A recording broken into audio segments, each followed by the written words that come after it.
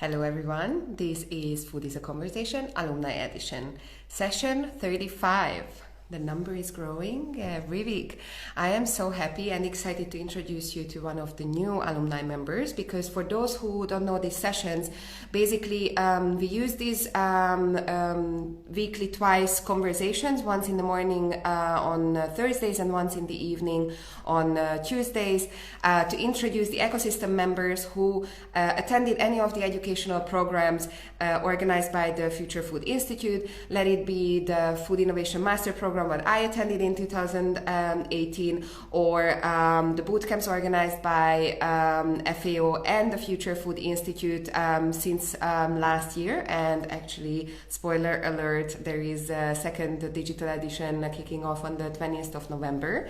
So I encourage everyone to listen to this conversation, get inspired by the previous applicants and or participants, and join the transformational learning journey with us in November.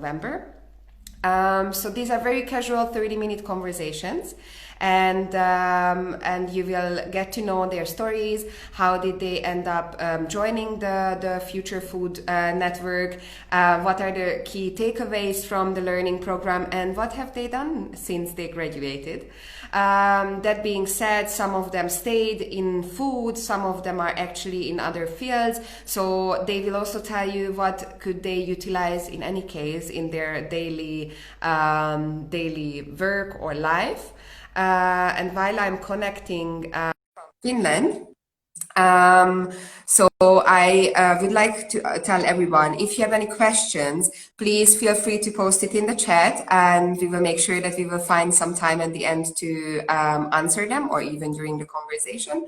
And now I have, hi Vivian, I think you will need to turn, Hello. exactly. Yes. Sorry, let's just turn the stand a little bit here. Okay, I think now we are in the right angle. So I was just finishing the introduction, and I talked a tiny bit about the educational programs and the alumni who we introduced, and that these sessions can be now also rewatched on IGTV or on the YouTube channel of the Future Food Institute. And now, well, without any further ado, because we have Vivian already here, I would like to hand over to her. Please introduce yourself, tell us where you are based, and how did you become a food and climate shaper? All right. So as you already know, my name is Vivian Leung. I currently live in Tampere, Finland, a town that is 2.5 hours north of Helsinki. I am originally from Canada. I came here to Finland first in 2012. It's here that I kind of developed a love for the country. I ended up deciding to stay, especially since I met my boyfriend here as well. And then eventually I started to grow a passion and interest for food, sustainable food, supply chain, food and food tech. And most recently, in an effort to help develop the food tech startup ecosystem here in Tampere, I have created an association called Food Techies Finland. Very nice. So actually that leads us to my next question. So tell us a bit about Food Techies. What kind of activities are you doing? How is the food tech and food network in Tampere? And yeah, tell us a bit about the activities, what you are organizing. Well, you know what? It's a very new and growing field in Tampere. I would say I am kind of the one spearheading the project. I'm making the case here in Business Tampere for it. We're working on a lot of different projects actually. The biggest one is actually in cooperation with the local communities here, Tribe Tampere and Business Tampere and the city of Tampere on something called the Platform 6 Test Kitchen. Basically, we are here in the heart of the city. We are creating a startup house where all of the communities and industries in Tampere can kind of co-create and cross-create and innovate. And one of those areas we want to work on is food tech. And so we have actually a dedicated. We are working on establishing a test kitchen in that house to help develop food startups, food products, and also just basically to train them and give them the resources they need to really help propel themselves in the Finnish food industry. and to create those collaborations and partnerships as well. In addition to that, on the first floor of this building, it's 6 floors, hence why it's called Platform 6. Okay. We also want to establish a restaurant store hybrid. So basically, and then it would be primarily farm to fork. So the idea being is that that most of the food would be and the products and the ingredients would be produced by local farmers or sourced in that area. They would be also sold in the store, the restaurant slash store, as artisanal products, and also it would be a place for the startups that develop products out of the test kitchen to come and actually pilot their products and their food and showcase it there as well to see how well and successful it will be. So very much a two-pronged strategy, I would say, and right in the heart and city center Tampere. That's the biggest project I'm working on. And how far are you in this project? Do you happen to already work with a few startups there who are testing, and you can maybe give us a bit of an insight to your network? Well, we're still trying to move into the building. Renovation and construction is still happening on the sites that we want to work on. So it's a long haul process, but we are patiently, constantly in communication with the city of Tampere, with Business Tampere, with Tampere Startup Hub, our local operator, and to kind of pitch our case, as you can say, or work on the case and make the bid. And we're actually in the process of making the bid for that first floor kitchen. So that's so very much in the beginning stages. So we don't have the startups in there yet. That being said, of course, we do have interest from our community, and they're already asking, when is this going to be ready? So no pressure. Yeah, no pressure, not at all. But when it comes to construction and renovation, unfortunately, there's just been some delays, but we're optimistic. And I'm like another partner, of course, that I'm working with is the local farmers co-op as well, and they're very excited to be kind of bringing their local farm distribution network there. It'll be like they already have this type of business model. They already have it established in Helsinki and in Turku. And in some northern cities across Finland. So having that store established in Tampere will kind of complete the network and really create, as my partner likes to say, democratized system for farmers, democratized commerce, I guess. Yeah. And of course, that is just the one project I'm working on, and it's the biggest one. So yeah, tell us a bit more about the others. Yeah. Well, of course, upcoming this November 13th and 14th, we just posted the Eventbrite link. I'll send it out later to you, actually, for everyone to share. We have a Shoots and Giggles food make-a-thon coming up. It's completely online. It's for 2 days. The idea is that we just we get together as a group, and we take a look at some of the challenges we're facing in sustainable foods, and see if we can, I don't know, come up with some solutions, make a prototype, play around, see what kind of things we can solve as individuals or as locals. Purely for fun, just a relaxed environment. I like to consider it a much more sandbox style hackathon. So different from the maybe some of the hackathons that maybe other people have seen as of late, which is really trying to save the world and solve the crisis with COVID-19. This is more just to experiment, to play, to bring back that feel for innovation and doing things just for fun. Not to save the world. We of course. Also need that. We also need that. Yeah. For emergency solutions, but I think we should not forget to have fun especially these days. Yeah. So this is what this make-a-thon is a tribute to. It's to, hey, of course it's great that we're trying to save the world and solve all these great problems, but let's have some fun while we're doing it too. Great. Sounds super. So yeah, share it with us so we can also post about it on our channels, and the listeners can also. Is it limited to Finnish participants, or can anyone from wherever? It's online, so it's worldwide. So very good. So, but of course, I will always be probably doing everything and and sharing problems from a Finnish perspective, because Of course. that's the industry I know most. That's all. And then of course we still have more projects in the works too. I'm working with the Finnish Game Jam Association. We're working on bringing a food tech game jam. Really excited to have that kind of happening between gamers, having sort of that cross innovation between the gamers and the food industry happening. Hopefully, if we are lucky, we can have that in December and January. And then, of course, we have our more traditional food tech hackathon, where you're solving big problems and saving the world with your beautiful business case. We have that hopefully coming in the spring as well. When we have more details and secure the partnerships, we'll probably announce it as official. And then lastly but not least, I'm always developing and growing our online community, trying to figure out how to, as one gentleman has put it, engineer serendipity, create those random moments online. So people are welcome to join our community, see what's happening, try different things, and just chat with the people. So how big is your community now? Right now there are, I believe, 130 members on our Discord channel. So, which I feel like for my small town, Tampere, is quite big. Yes. Even though it's a small community. We're hoping to just keep growing, see what happens, and then of course we have some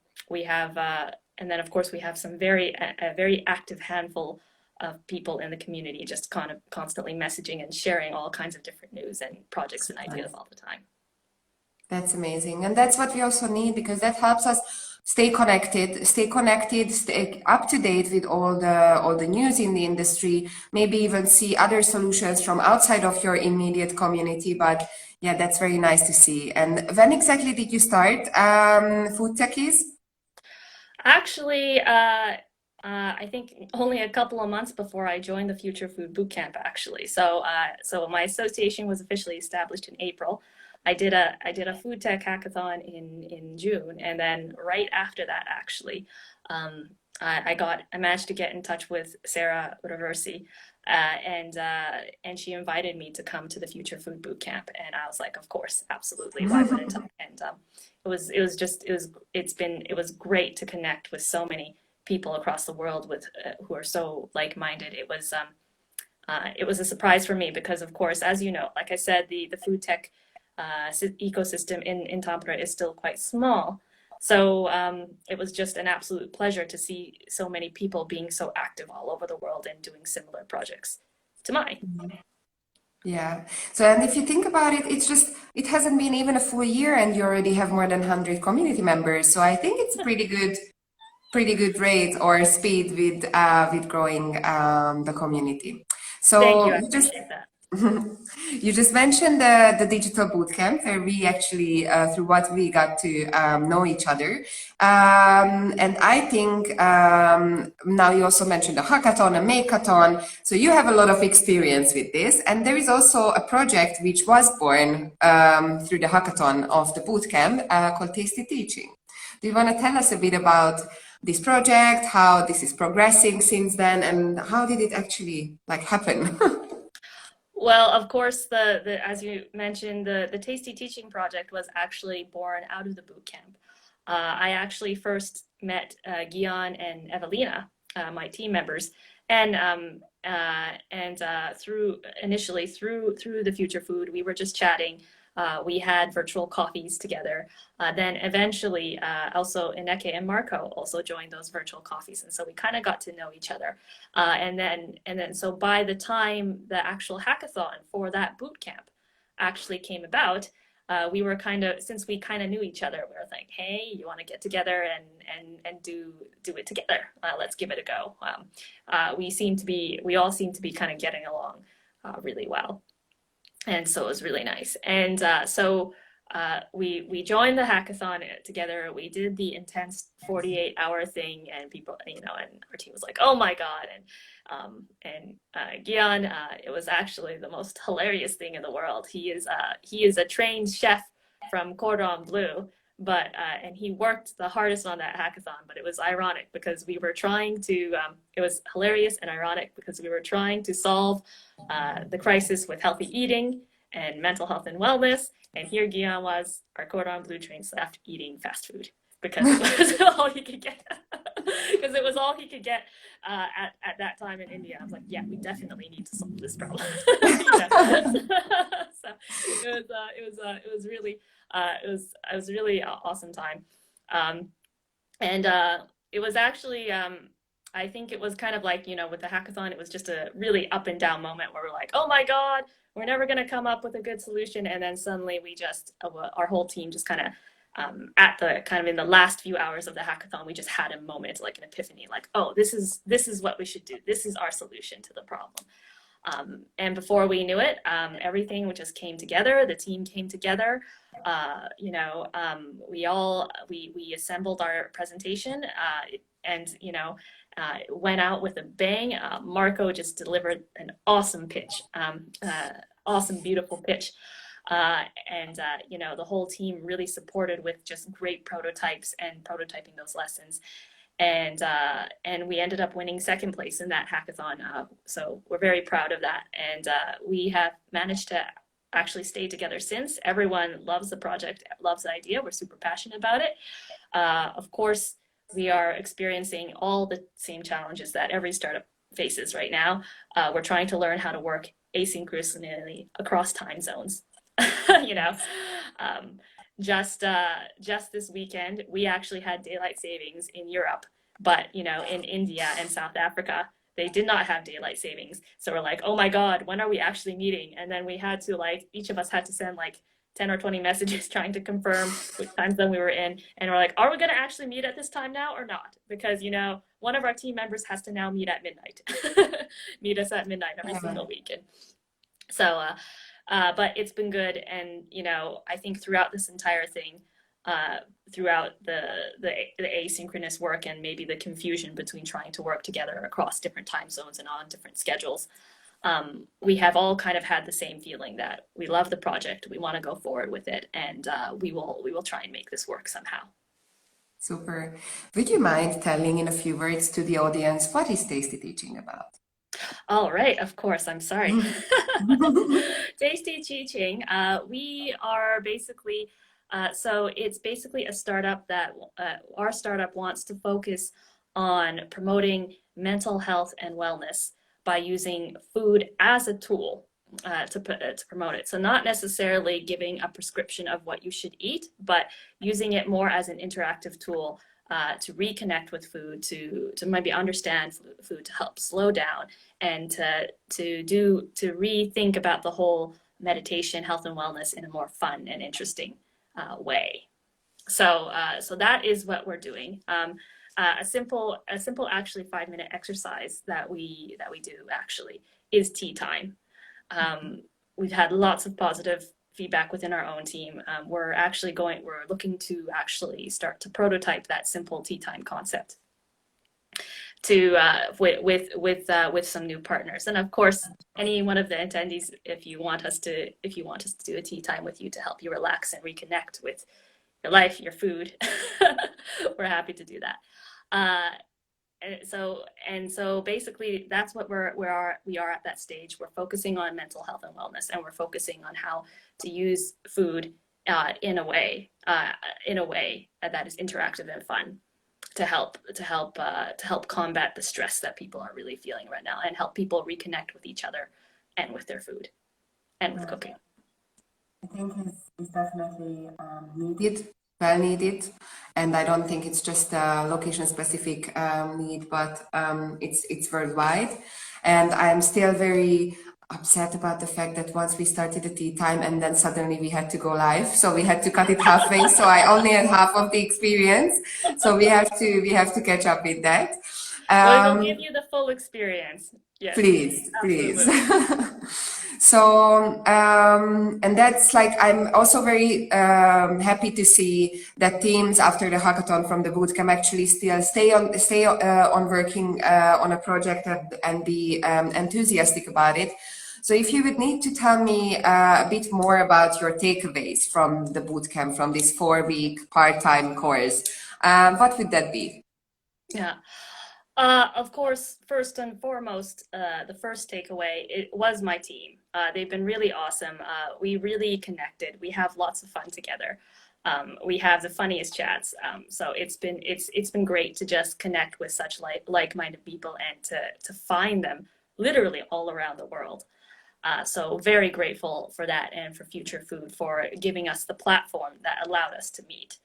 And of course, honestly, Julia, I could go on for years about all of the things I learned about what's happening in the world, about the different technologies available, all the different solutions and different approaches that people are taking to food. It was just, honestly, it was mind-blowing. And I probably, my mind is still kind of blown to this day. I can't soak in all the information that you guys kind of A lot threw of at us. info, right? I think you Yeah, even it was. attended like 3 tracks from the 4. So you indeed have a lot of input to Yes, digest. but I wanted every one of them, and I don't regret it. I don't regret taking all 3. And Evelina took all 4, so you can imagine how mind-blowing she is. So, and then of course, really, really interesting. And this is the thing I think I really love about Future Food. It's that spirit of co-petition, not competition. And collaborating with people rather than seeing them as a rival. And I think for me, for my personal ecosystem, that was a bit of a dilemma for me because people were always saying, what's your unique selling point? How are you standing out? How are you going to be different? How are you going to beat the competition? And I wasn't sure if that was what I wanted from my ecosystem. And seeing Future Food and this whole institute operate in such a way where they were able to collaborate with their competitors, quote unquote, and do so in a place where it was win-win. It really inspired me, and I think it's really helped me to set the direction for my community as well, and just strengthen my resolve that no, I don't need to be, I don't need to be different or competing with them. We can cooperate. We need to all work together if we're going to find solutions to some of these super tough problems we're facing with our food systems. We need to all really be working together and in a cooperative way, not this competition trying to outrace each other to be the first one to come up with a solution. I think it's just like with the coronavirus. We should be all cooperating, working together as a world to find a cure, not necessarily trying to compete to see who gets it first. Exactly. I cannot agree more. And there are so many advantages of actually joining forces, because let's be honest, we don't all as individuals know everything, right? Absolutely. And they talk about that in the startup world all the time. If you want to do a vertical farm startup, for example, even if you're an expert farmer, there's so many other skills that you need. So many other people you need to help you along to grow. And so I think I would recommend this boot camp to anyone who's looking not only to learn more about the future of food and food innovation, but learning how to work in a collaborative and a global environment of people with really diverse backgrounds. Because when it comes to food innovation, you're gonna need corporates on board, you're going to need startups on board, you're going to need other community players on board, you're going to need research institutes on board, you're going to need government on board, and they all have different perspectives, different angles. You're going to need, of course, people from different generations. The youth should be involved as well as older people. This is their future we're talking about as much as ours. And it's important to have a dialogue. So this boot camp is a really great place to just learn and understand that. Super. That's a very good tagline. I will use that for future promotion. All right, sounds good. This being said, for the audience, the next batch of the digital bootcamp starts on the 20th of November. So go and check out the Future Food Academy website. You will also see the learning journal of the batch where Vivian was also participating. And the applications are currently running. You are not late yet, so you can still join this part-time 4-week learning experience. So now, approaching the end of our conversation, I always have one question to close with. and that's about how do you imagine our food future. And I also tell everyone that here you can think out of the box, like you have no barriers, no boundaries, no current obstacles. What would be that food system or food future where you would like to live? That's a really good question. Honestly, for me, I want to see a world where we have a truly sustainable food system, where everyone has access to affordable, healthy, and delicious food, where that food has a minimal impact on the planet, minimal food waste. It's a truly circular system, where everyone in the value chain is treated well, and hopefully paid a fair wage, and there's no abuse going on. And honestly, just a world where you could literally have your cake and eat it too. Super. So, do you actually have any circular project going on in Tampere? I had this in mind from the very beginning on, and I was thinking if that could actually be part of the Makeathon, what you will have in the future, like in a couple of weeks. So, a truly circular system, especially in the food context, how would you see that working? Okay, well, so of course, so this is where it gets interesting. I was actually part of a VTT research group this morning, Hmm. and we were talking about that. A truly circular system, in order to achieve that, needs to not just be closing the loop within one stream. So, for example, not you have the dairy stream or you have the meat stream. It's not just trying to close that loop. It's literally innovating cross industry. So cross industry in order to use up the side streams. So I don't have any specific examples from Tampere, but of course in Finland, for example, there's a startup called Rens. They're creating a sneaker out of used coffee grounds. So that's fashion and food waste coming together. Hmm. We also have Alumni, for example, and they are of course using algae, and they're creating these algae bioreactors. And the idea is that they use the CO2 and the emissions from other factories to help grow specific types of algae used to food. So just a few examples of how we achieve that circularity, basically, and how startups are trying to do that right now in our own food system, for an Very example. good examples, very good examples. And that's what I think cities and municipalities or regions have to look into and support these initiatives to actually create an environment, and also like an environment which nurtures these projects. Because at the end of the day, this is how you will create communities with regenerative communities, basically. So I think this is a super closing of our conversation, Vivian. Thank you so much. It was, as always, a pleasure to chat with you and hear your insights. I am excited to see the outcome of that fun Makeathon weekend, because it's always really fun to see the results of for certain challenges. And as I mentioned before, please check out our website if you would like to get involved. The bootcamp is a very good entry into the climate shaper or future food ecosystem. And yeah, well, thank you everyone. The next conversation is on Thursday morning, 8:30 a.m. Central European time. And this conversation, if you joined too late, you will be able to watch it on IGTV and also sooner or later on our YouTube channel as well. And all of the previous 34 conversations are online as well. So go and check out the community. Maybe that's also like a great teaser to what you would enter if you join the bootcamp. Thank you Thank you, so much, Vivian. Julia. It was great talking to you as well. Join the boot Thank camp, guys. It's totally worth it. you. Thank you so much. Have a nice evening. Thank you. Bye. Bye.